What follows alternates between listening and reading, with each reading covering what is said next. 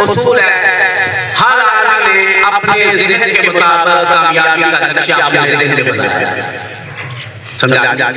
दुनिया में हर आदमी क्या कहता है? क्या हो गया भाई, क्या हो गया? कामयाब। बच्चे से पूछा जा रहा है भाई मुस्तकबिल बन जाए, जवान से पूछा जा रहा है मुस्तकबिल बन जाए, बूढ़े आदमी से पूछो भाई मेरा तो बोल गया बच्चों का बन जाए। तो मेरे दोस्तों, दुनिया के अंदर हर एक इंसान कामयाबी के पीछे लगा है और हर एक इंसान चाहता है कि मैं कामयाब हूं। लेकिन मसला ये है कि हर आदमी ने अपने ज़हन के मुताबिक कामयाबी का एक नक्शा रखा हुआ है। किसी ने ज़ाहिरी बातों को देखते हुए, जैसे हमारे यहाँ है, हम सारे इसी इलाके के हैं, हमारे यहाँ क्या है, बड़ी बिल्डिंग बन जाए, बड़ी गाड़ियाँ आ जाए, 4 बेटे हैं, चारों यूरोप में चल जाए, तो हम क्या कहते हैं अल्लाह का बड़ा फजल है। क्या है? अल्लाह का, बोलो भाई क्या है? फजल। क्या हो गया भाई? इसके 4 बेटे माशाल्लाह, 4 ठीक हो गए। किसी ने जमीन ज्यादा इकट्ठी करने के अंदर समझ लिया कि ये क्या है कामयाबी है, क्या इसकी बड़ी जमीन है माशाल्लाह बड़ा फजल है।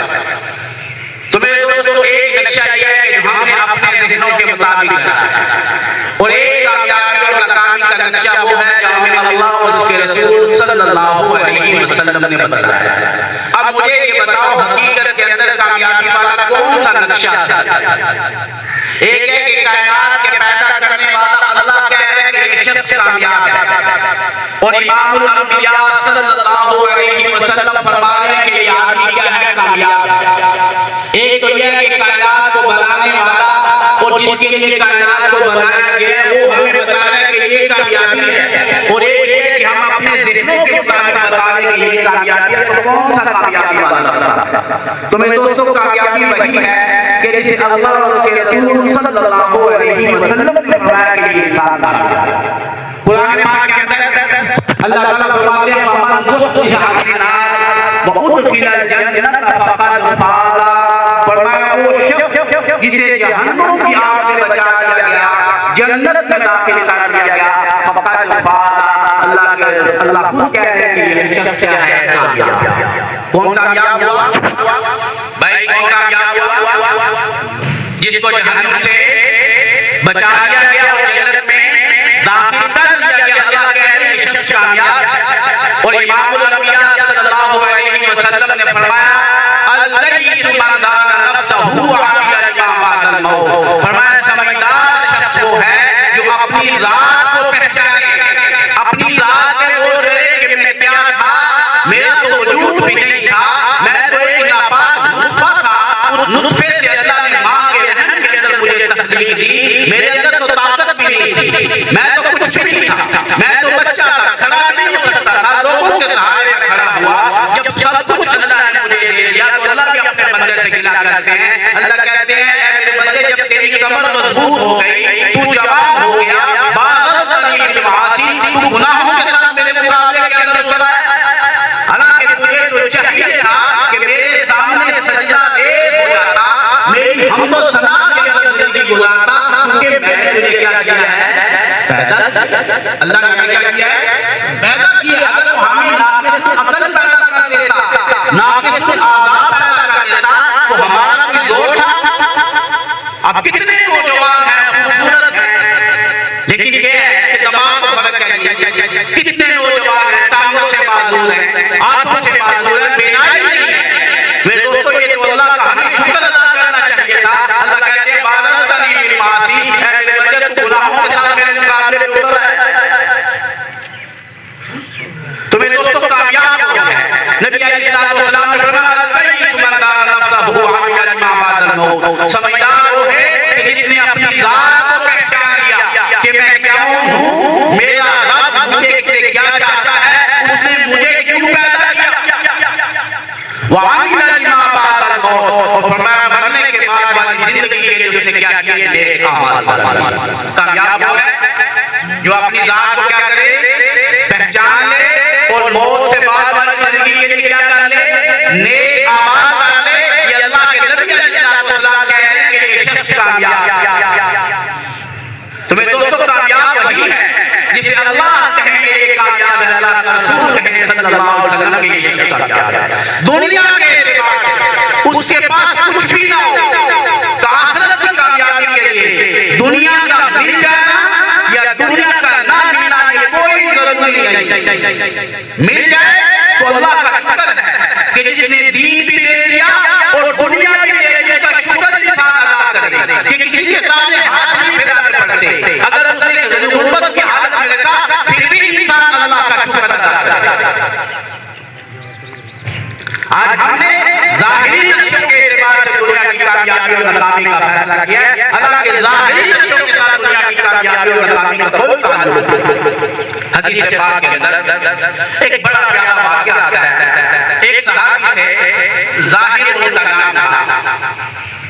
वो देहात में रहने वाले थे, स्याफां थे, देहात से कुछ सामान ले आके देहाती चीजें और मदीना के बाजार के अंदर फरोख्त करते, यहाँ से शहर से कुछ खजूरें या जो भी जरूरत की चीजें होती वो लेके चले जाते। हदीस पाक के अंदर आता है कि नबी अलैहि सलाम उनसे बड़ा प्यार करते थे। वो जब भी देहात से आते कोई साग दलिया जो भी देहात की चीजें होती सब्जी होती वो नबी अलैहिस्सलाम के लिए ले आते। और आप जब वो रुखसत होने लगते आपसे मिलते आप कहते भाई शहर की चीजें कोई क्या करो दे। यहाँ तक इमामुल अंबिया सल्लल्लाहु अलैहि वसल्लम ने फरमाया कि इन ज़ाहिरन बादियतुना व नहनु हाजिरून। फरमाया कि ये जो ज़ाहिर है ये हमारा देहात है और हम इसके क्या हैं शहर। एक दफा वो आए बाजार के अंदर सामान बेच रहे थे तो नबी करीम सल्लल्लाहु अलैहि वसल्लम ने देखा कि ज़ाहिर सामान बेच रहे हैं। आप उसके पीछे गए और उसकी आंखों पे हाथ रख दिया, पीछे से पकड़ के क्या किया आंखों पे हाथ रख लिया इस तौर पे कि वो आपको नहीं दे सकता। तो आपने सल्लल्लाहु अलैहि वसल्लम ने फरमाया कि भाई ये गुलाम है, इसे बेचना चाहता हूं, कौन खरीदेगा? क्या फरमाया? बोलो भैया समझ आ गया क्या फरमाया? ये गुलाम है, उसे क्या करना चाहता हूं? बेचना चाहता हूं। जो ज़ाहिर थे वो समझ गए कि कौन है ये नबी करीम सल्लल्लाहु अलैहि वसल्लम है। उन्होंने अपनी पुष्ट को नबी अलैहिस्सलाम के सीने के साथ मस करना शुरू कर दिया, क्योंकि वो जानते थे कि जिसके बदन के साथ नबी अलैहिस्सलाम का बदन मिल जाए जहन्नम की आग तो क्या धुआं उस पे हराम हो जाता है। अब वो मिलना शुरू कर दिया। आप अलैहिस्सलाम ने कहा कौन खरीदेगा? तो ज़ाहिर कहने लगे क्या कहने वाले जब आप हमको बेचेंगे आप हमें खोटा पाएंगे। मेरी कोई कीमत नहीं, अल्लाह के रसूल मैं स्याफां हूं, किसी काम का नहीं होला, मुझे बेचेंगे मेरी कोई कीमत नहीं। तो नबी अलैहिस्सलाम ने क्या फरमाया? बल इंदल्लाहि गालिब, फरमाया ज़ाहिर ऐसी बात नहीं है, अल्लाह की कसम तू अल्लाह के नजदीक बड़ा कीमती है। तू अल्लाह के नजदीक क्या है? बड़ा कीमती है। वजह क्या है कि अल्लाह और उसका रसूल तुझसे मोहब्बत करता है। तो कीमत किसके साथ है? गुर्बत के साथ नहीं, मालदारी के साथ नहीं। इंसान की कीमत किसके साथ लगेगी? उसकी दीन के साथ, दीन वाली जिंदगी के साथ लगेगी मेरे दोस्तों उसकी कीमत। इसी तरह का वाक़या हदीस पाक के अंदर आता है कि सल्लल्लाहु अलैहि वसल्लम फरमाया जिस दिन मुझे मिलाद के लिए आया गया तो नबी अलैहि सलाम फरमाते कि एक जगह से हम गुजरे तो गुजरते हुए क्या देखा कि हमें एक ऐसी खुशबू आई कि उस ऐसी खुशबू अल्लाह के नबी कह रहे कि हमने उससे पहले महसूस नहीं की। तो नबी अलैहिस्सलाम मजबूर हो गए। हज़रत जिब्राइल अमीन से कहा कि ऐ मेरे महबूब ये खुशबू कैसी है? आज तक ऐसी खुशबू नहीं सुनी। ये कौन पूछे? अल्लाह के नबी पूछने किससे? जिब्राइल अमीन से। मुस्नद अहमद के अंदर ये रिवायत है। तो जिब्राइल अमीन ने कहा कि मेरे महबूब ये खुशबू फिरौन की बेटी की बानी की है। किसकी है? फिरौन की बेटी की बानी की है। बानी जो मुलाजम उस वक्त हुआ करती थी। कौन सा क्या किस्सा है?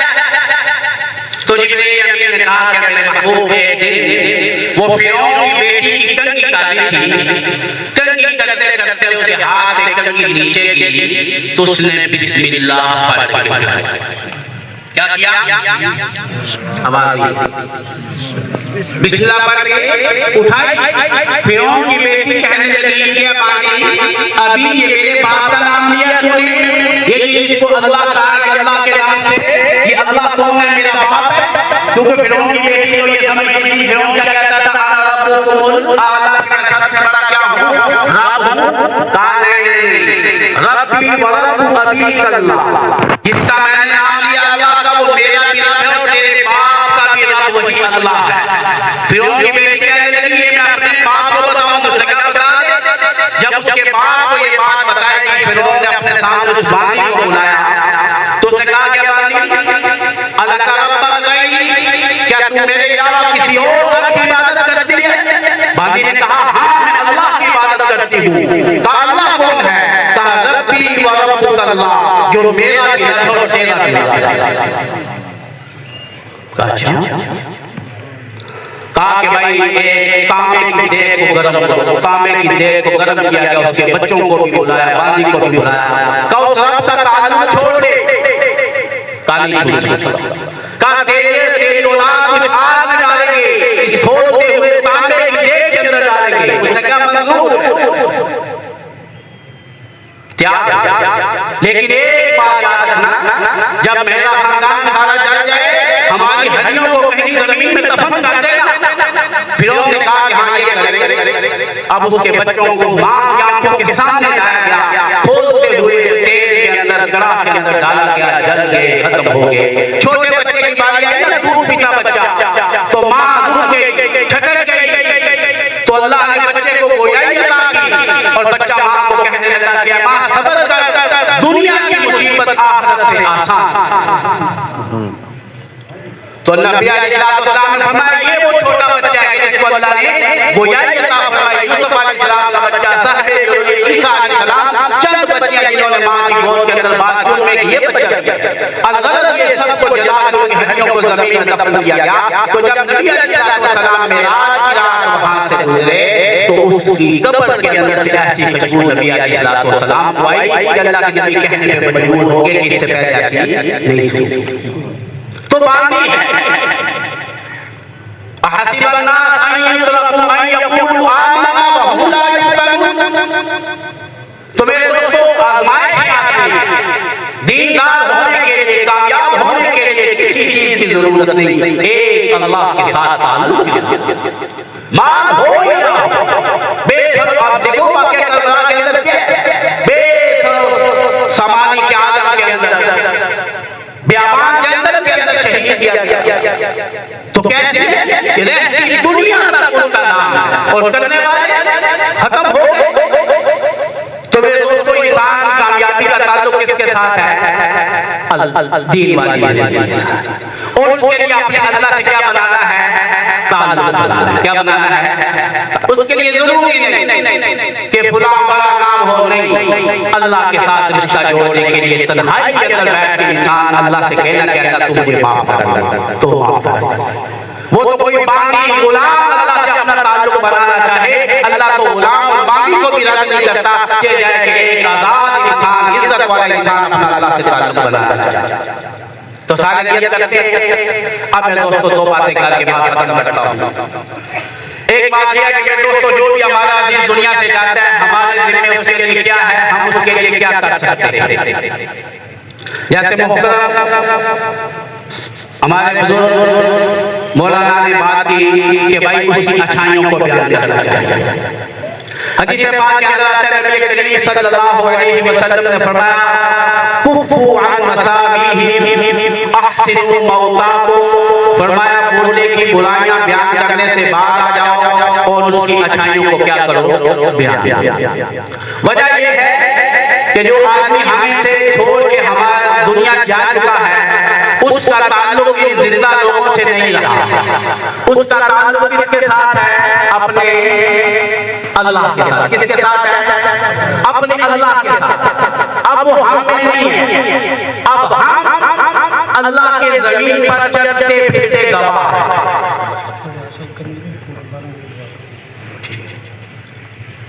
हम खुदा के जमीन पर क्या है, चलते फिरते क्या है, बोलो भाई, गवाह। हदीस पाक के अंदर आता है कि नबी करीम सल्लल्लाहु अलैहि वसल्लम तशरीफ फरमा थे, सामने से एक जनाजा गुजरा। सहाबा इकराम ने उस जनाजे के ऊपर बड़ी अच्छी बातें की, ये नेक आदमी था, ऐसे था, नमाज़ें पढ़ते थे, उसके बारे में अच्छी बातें। तो नबी करीम सल्लल्लाहु अलैहि वसल्लम ने फरमाया, क्या फरमाया? थोड़ी देर के बाद एक और मैयत गुजरती है, उसके बारे में अच्छे अल्फाज ना कहे तो नबी करीम सल्लल्लाहु अलैहि वसल्लम ने फरमाया कि वाह। फिर फरमाया, हज़रत उमर फारूक रज़ियल्लाहु ताला अन्हु ने फरमाया कि मेरे महबूब, दोनों दफा आपने कहा वाजिब हो गई, फिर कहा वाजिब हो गई, तो मेरे महबूब क्या चीज वाजिब हो गई?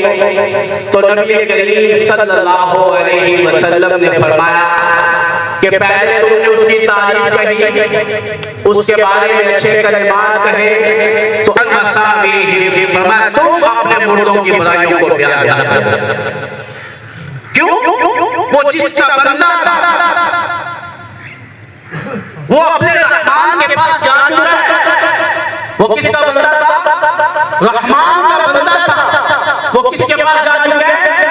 रहमान के पास जा चुका है। और रहमान कौन है?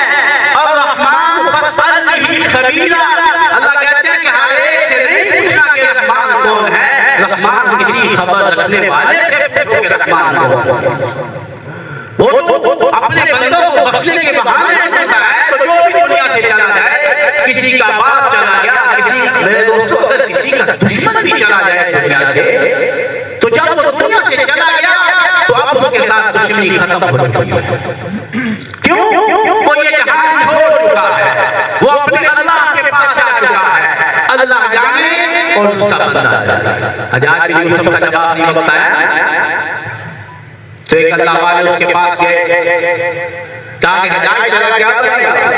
तूने इतने जुल्म किए, सहाबा तहबात तेरी बैतुल्लाह पे पत्थर बहुत कुछ किया, तेरा क्या बनेगा? तो कहने लगे ये मेरे रब और मेरे मामला छोड़ो। जब हसन बसरी को पता चला तो कहा कि मेरा पुत्र यकीन रखने वाला था, अब उसके मामले में खामोश हो जाओ, क्योंकि उसने अपना मामला किसके सुपुर्द कर दिया है? अपने रब के सुपुर्द कर दिया है। और अल्लाह के 70 माओं से ज्यादा प्यार करता है। तो बात समझ आ गई? सब जो फिर उसकी एक बुराई बयान नहीं कर सकते। क्या करेंगे? उसकी अच्छाई को बयान करेंगे। हम अल्लाह से ये दुआ करेंगे कि अल्लाह हम उसे नमाज पढ़ते देखा, अल्लाह हमने गरीबों की मदद करते देखा, अल्लाह तन्हाई के अंदर तेरे सामने रोते देखा, उसकी अच्छाइयों को बयान करेंगे। अगर अच्छाई बयान नहीं कर सकते तो अपनी ज़बान को रोके रखेंगे। तो ये सब के लिए है नहीं भाई, हर एक के लिए जरूरी कि मुर्दे की अच्छाई बयान करेंगे, बुराई से रोकेंगे। अगर अच्छाइयों की तौफीक नहीं मिलेगी तो मेरे दोस्तों अपनी ज़बान को खामोश रखें। आज अगर अच्छाई करेंगे तो कल हमारे साथ अच्छाई मामला लग जाएगा। हदीस से पाक के अंदर आता है कि जब इंसान मर जाता है, इज़ा माता इंसान इनक़ता अमलुहु इल्ला सलासा, इल्मुन युंतफ़अु बिही व सदक़तुन जारिया व वलदुन सालिह।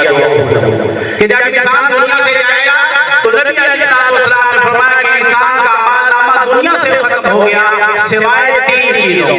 कितनी चीजों के? 3 चीजें हैं जो मरने के बाद भी इनका ताल्लुक इंसान के साथ रहता है। सबसे पहली बात, इल्मुन युंतफ़अु बिही, ऐसा इल्म नेक इल्म जो लोगों को पढ़ाता है। मिसाल के तौर पे किसी आदमी को नमाज के ऊपर लगा दिया, जब तक वो नमाज पढ़ता रहेगा, लगाने वाला कब्र के अंदर भी चला गया, फिर उसका सवाब उसको कब्र में पहुंचता रहेगा कि नहीं पहुंचता रहेगा? बोलो भाई, बात खत्म होने वाली है। पहुंचता रहेगा कि नहीं पहुंचता रहेगा?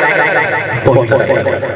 किसी बच्चे को कुरान पाक की तालीम दे, जब तक वो कुरान पढ़ता रहेगा, पढ़ाता रहेगा, पढ़ाने वाला कब्र के अंदर उसका सवाब वहां उसको पहुंचता रहेगा। नेक तालीम दे, कोई उसकी इल्म के करते फरमाया इल्म युनफ़अ ऐसा इल्म जिससे फायदा उठाया जाए कब्र के अंदर उसका सवाब उसको पहुंचता रहे। और दूसरी चीज फरमाई सदक़तुन जारिया, मरने वाले का दुनिया के अंदर सदका जारिया कर दिया जाए। सदका जारिया की बेशुमार कोई भी सूरत, मिसाल के तौर पे मस्जिद बना दी, जब तक लोग मस्जिद में नमाज पढ़ते रहेंगे बनाने वाले को कब्र के अंदर उसका सवाब मिलेगा कि नहीं मिलेगा भाई? बोलो भाई। मस्जिद बना दी, मदरसा बना दिया, सवाब मिलेगा कि नहीं मिलेगा? रास्ता बना दिया, जब तक लोग रास्ते से गुजरते रहेंगे सवाब मिलता रहेगा कि नहीं मिलता रहेगा भाई? बोलो। कहीं सबील लगवा दी, जानवरों ने पानी पिया, परिंदों ने पानी पिया, चरिंदों ने पानी पिया, इंसान ने पानी पिया, सबील लगाने वाले को सवाब मिलेगा या नहीं मिलेगा? बोलो भाई, मिलेगा या?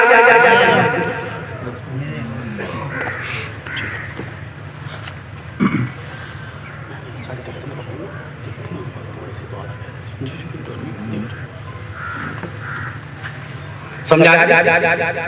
तो सदका जारिया का मरने के बाद सवाब पहुंचता है नहीं पहुंचता भाई? बोलो भाई, बात खत्म होने वाली। पहुंचता है। और अगर रास्ते में पत्थर गिरा दे तो फिर भी सवाब मिलेगा। ये बात थोड़ी कड़वी है। और सवाब मिलेगा ना? जी जी नहीं मेरे दोस्तों, ये अमल इंसान का कितना बंदे बाहर लेते हैं भाई, क्या है थोड़ा थोड़ा आगे हो जो गुजारिश है, दफा कहते हैं लगा लेंगे एक दफा हो जाए आगे एक दफा हो जाए ओ बार आगे एक दफा हो जाए। तो मैं दोस्तों बात कर रहा था सदका जारिया, एक दफा हो जाए। लोग खड़े हैं, जगह थोड़ी है, जो खड़े हैं भाई अंदर हाथ की तरफ आ रहे हैं, दूसरी जगह पे आ रहे हैं, और यहाँ भी मदीना आगे गुंजाइश नहीं है।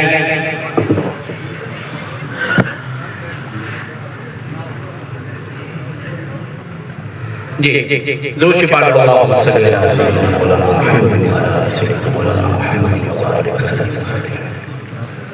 तो मेरे लिए मैं बात कर रहा था सदका जारिया की। तो देखो सदका जारिया करने से इंसान को कब्र के अंदर सवाब मिलता है नहीं मिलता? तो मेरे दोस्तों इसका मफहूम मुखालिफ अगर देखा जाए, एक आदमी रास्ते के अंदर रास्ता खराब करता है या रास्ते के अंदर अपने घर का पानी जानबूझ के गिराता है या ईंटें पड़ी है पीछे कर सकता है लेकिन नहीं कर रहा, या पैसे रखी हुई है, गोबर रास्ते के अंदर फेंका हुआ है, अब बारिश होती है, लोगों के लिए गुजरने में तकलीफ होती है, कपड़े नापाक होते हैं, तो इस आदमी को भी सवाब मिलेगा? बात करनी है हाँ भाई, सवाब मिलेगा नहीं मेरे दोस्तों? ये इंसान का अमल अल्लाह की मखलूक को तंग करना है, ये उसके लिए वबाले जान बनेगा। हदीस पाक के अंदर आता है एक टहनी थी रास्ते के अंदर, एक आदमी ने उस टहनी को तोड़ा तो नबी करीम सल्लल्लाहु अलैहि वसल्लम ने फरमाया कि अल्लाह को इसका ये अमल इस कदर पसंद आया है कि टहनी तोड़ने के अंदर रास्ते के अंदर लोगों को तकलीफ होती है, अल्लाह ने इसके लिए जन्नत को वाजिब कर दिया। तो मेरे दोस्तों हम अगर रास्ते के अंदर तकलीफ देने वाली चीजें पीछे नहीं चलेंगे, जानबूझ के गिराएंगे, तो हम अल्लाह के यहाँ अल्लाह मुजरिम होंगे। और तीसरी चीज फरमाया वलदुल सालिह यदऊहु लहू, कि भाई जो आदमी दुनिया से जाए और नेक औलाद छोड़कर जाए तो मरने के बाद भी नेक औलाद का अमल इंसान के अंदर कब्र में उसका सवाब पहुंचता रहता है। जो अमल इंसान करेगा, नेक करेगा, औलाद डाली है, बाप दुनिया से चला गया, औलाद नमाज पढ़ रही है, दीन पे चलती है, तो मेरे दोस्तों कब्र के अंदर भी वालिद को इसका सवाब मिलेगा। वगैरह मेरे दोस्तों बहुत बड़ा मजमा है, हर आदमी सोच ले कि वो अपना वारिस किसको छोड़ के जा रहा है। मैं भी चाहता हूँ कि मेरे पास मेरा अमालनामा खत्म ना हो। हर इंसान, हर मुसलमान ये चाहता है कि भाई उसका अमालनामा मरने के बाद खत्म ना हो, उसकी औलाद उसके लिए सदका जारिया बने। तो मेरे दोस्तों ये सोचना है कि मेरी औलाद कौन सी मेरे लिए सदका जारिया बने। एक औलाद फर्ज नमाज नहीं पढ़ती, वो मेरे लिए नफल पढ़ के मेरे मरने के बाद दुआ मांगेगा, ये ख्याल रखो, वहां रखो जरूर, ये सोच गलत है। तो सारे नियत करके एक साहिब आए नबी करीम सल्लल्लाहु अलैहि वसल्लम की खिदमत के अंदर इन्होंने देव ने भी बेचारे आए